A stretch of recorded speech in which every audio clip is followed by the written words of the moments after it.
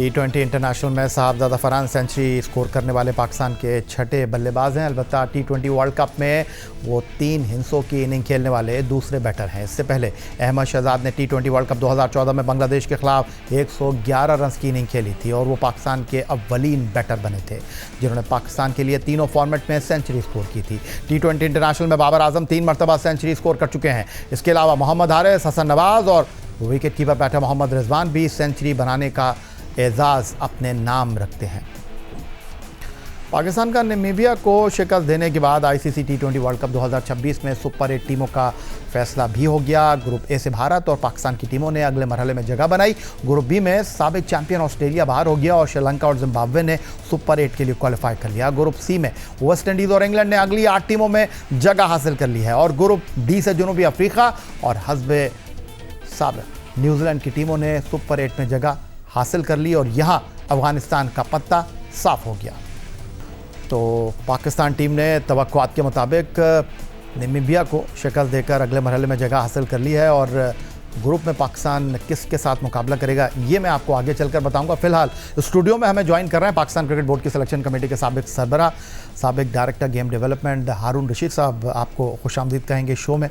हारून रशीद साहब, भारत के खिलाफ सुपर संडे नाकामी और उसके बाद नामीबिया के खिलाफ इस कारकर्दगी की उम्मीद थी आपको?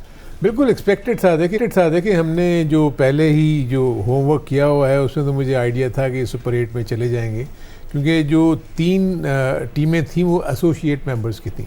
सो वो आपको पता है उनको इतना ज़्यादा एक्सपोजर नहीं है, उनका ज़्यादा बहुत एक्सपीरियंस नहीं है टॉप टीम के ख़िलाफ़ खेलने का। आज भी वाज़े तौर पे नज़र आया कि नामीबिया बहुत ही इनएक्सपीरियंस टीम थी। उनकी बॉलिंग में वो पेनिट्रेशन नहीं थी, उनके फील्डर्स भी इतना अच्छे अंदाज में फील्डिंग नहीं कर सके। बैटिंग में ऑब्वियसली जिससे पाकिस्तान की स्पिनिंग डिपार्टमेंट है उनका मुकाबला वो नहीं कर सकते थे, क्योंकि इस किस्म के स्पिनर्स वो खेले भी नहीं। सो एक्सपेक्टेड था, बहुत अच्छा विन हुआ, क्योंकि जिस अंदाज में इंडिया से पाकिस्तान की टीम हारी थी वो बिल्कुल नहीं लग रहा था। अभी भी आप देखेंगे हम 3 एसोसिएट्स के खिलाफ खेले हैं और उसमें हमारे पास मुश्किल मरहले भी आए हैं। हम पहला ही मैच जो है वो हार जाते अगर वो फहीम अशरफ का कैच हो जाता, लेकिन स्टिल अब ये सारी चीज़ें जो किस्सा पारीना हो गई हैं आप, क्योंकि अपने जो नेक्स्ट स्टेज में हमारा जिन टीमों के साथ मुकाबला है वो टीमें काफ़ी सख्त हैं, क्योंकि अब तो सारे के सारे वो टॉप टीमें होंगी जिनके खिलाफ मुकाबला करेंगे। यस, पाकिस्तान का पल्ला स्पिनिंग डिपार्टमेंट में मैं उन तीनों टीमों से ज़्यादा बेहतर देख रहा हूँ। पाकिस्तान का इशू जो है वो बैटिंग है। हमने एसोसिएट्स के खिलाफ तो बैटिंग कर ली, लेकिन जब इंडिया के खिलाफ बैटिंग करने का मौका आया और हमने चेस करना था तो हमारे पहले 10 ओवर में ही 4 से 5 खिलाड़ी आउट हो गए, जिससे प्रेशर जो है आपकी पूरी टीम पे आ गया। सो बैटिंग के शोबे में अगर पाकिस्तान की टीम ज़्यादा बेहतर करेगी सुपर 8 मरहले में तो बहुत ज़्यादा चांसेस हैं कि पाकिस्तान का जो स्पिनिंग डिपार्टमेंट है वो दूसरी टीमों को मुश्किल में डाल सकता है। मैं आगे चलकर इस हवाले से आपसे डेफिनेटली बात करूंगा कि हमारा मुकाबला किन टीमों के साथ है, कब है, ये यकीनन देखने वाले जानना चाहते हैं।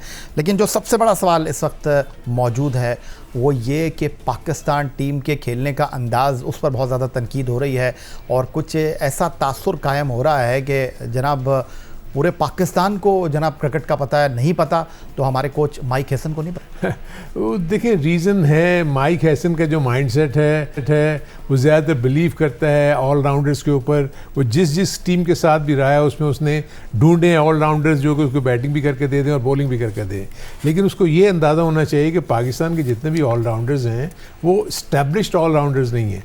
वो एक आध मैच में रन्स करते हैं उसके बाद उनके नंबर ऑफ फेलियर्स हो जाते हैं। वेयरएज़ में दूसरी टीमों में जितने भी मैं ऑलराउंडर्स देखता हूँ every 3rd inning every 4th inning में उनका जो कंट्रीब्यूशन है वो उनकी टीम की जीत का ज़ामिन बनता है। वेयरएज़ पाकिस्तान में अभी तक ऐसा नहीं है। वहाँ कभी कभी देखते हैं कि एक कैमियो हो गई फहीम अशरफ की तो उसने मैच जिता दिया, उसके बाद 3 से 4 इनिंग लगातार वो फेल हो गए। फिर हम देखते हैं कि शादाब एक आध अच्छी इनिंग खेल लेता है। अभी देखें ना, जब टफ कॉम्पिटिशन आया अगेंस्ट इंडिया, टफ बॉलिंग, अच्छी फील्डिंग, तो उसके साथ आपको पता लग गया, क्योंकि देखें दूसरी टीमों के पास भी अब स्पिन बॉलर्स हैं अब ऐसा नहीं है कि उनके पास स्पिनर्स नहीं है। सो पाकिस्तानी बॉलर्स को इशू तो स्पिनर्स के खिलाफ भी हो रहे हैं। और आपको याद होगा माजी में भी जो यहाँ सीरीज़ हुई हैं तो बाहर से आई हुई टीमें अपने जो इतने जाने पहचाने स्पिनर्स नहीं थे उनको रखते हुए भी पाकिस्तान टीम को उन्होंने शिकस्त दे के यहाँ से गए हैं। सो पाकिस्तान की बैटिंग का शोबा मजबूत होगा, रन्स करके देंगे, जो कि पार स्कोर श्रीलंका में 160-170 है। इससे ऊपर अगर आप अपने रन्स कर लेंगे तो मैं समझता हूँ कि पाकिस्तान की जो बॉलिंग है उसका मुकाबला दूसरे बैटर्स जो हैं इतनी आसानी से नहीं कर सकेंगे। अरुण रशीद साहब हमारे साथ स्टूडियो में मौजूद हैं और ब्रेक लेंगे। ब्रेक के बाद हम कोलंबो चलेंगे जहां जियो न्यूज़ के नुमाइंदे सोहेल इमरान भी मौजूद हैं और उनसे भी पूछेंगे क्या चल क्या रहा है ड्रेसिंग रूम में।